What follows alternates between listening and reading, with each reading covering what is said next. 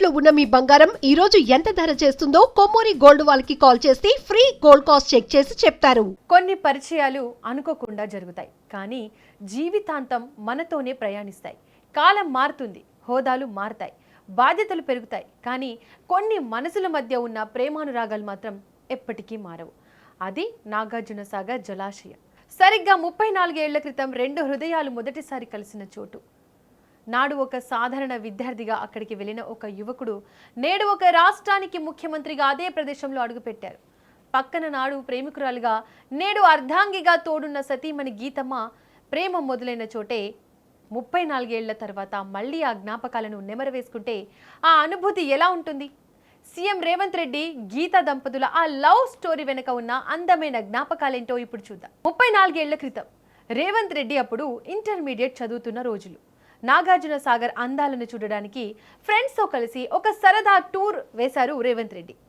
అదే సమయంలో గీత కూడా తన కజిన్తో కలిసి నాగార్జున సాగర్ వచ్చారు. ఇక్కడ విశేషం ఏమిటంటే గీత గారి కజిన్ రేవంత్ రెడ్డికి మంచి ఫ్రెండ్.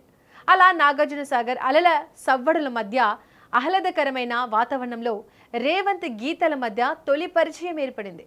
మొదట చూపులతో మొదలైన ఆ పరిచయం ఆ తర్వాత మెల్లగా స్నేహంగా మారింది.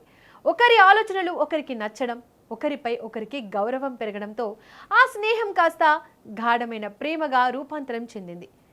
ఏ అందమైన ప్రేమ కథలు అయినా సవాళ్లు ఎదురవడం సహజమే కదా. వీరి ప్రేమ కథలోనూ అలాంటి అడ్డంకులే ఎదురయ్యాయి. ప్రారంభంలో గీత ఇంట్లో ఈ పెళ్లికి ఒప్పుకోలేదు.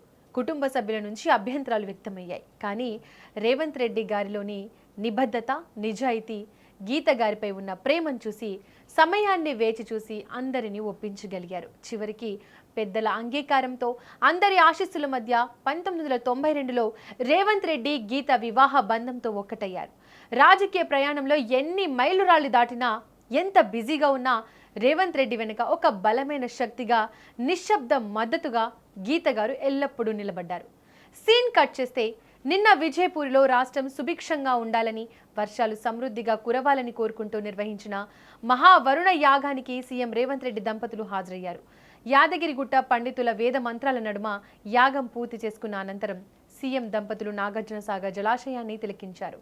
నాడు ప్రేమ వికసించిన అదే నీటి అలల ఒడ్డున 34 ఏళ్ల తర్వాత ఇద్దరు కలిసి నిలబడ్డారు. నాటి తీపి జ్ఞాపకాలు, గడిచిన కాలం, కలిసి సాగించిన జీవన ప్రయాణం ఒక్కసారిగా వారి కళ్ల ముందు మెదిలాయి. నాడు చిన్న పరిచయంగా మొదలై నేడు అనుబంధమై జీవిత ప్రయాణమై నిలిచిన దృశ్యం అక్కడున్న వారందరినీ ఆకట్టుకుంది. నాడు నాగార్జున సాగర్ వద్ద దిగిన ఫోటోను ఈరోజు దిగిన పిక్ని జత చేస్తూ అభిమానులు సోషల్ మీడియాలో విపరీతంగా షేర్ చేస్తున్నారు.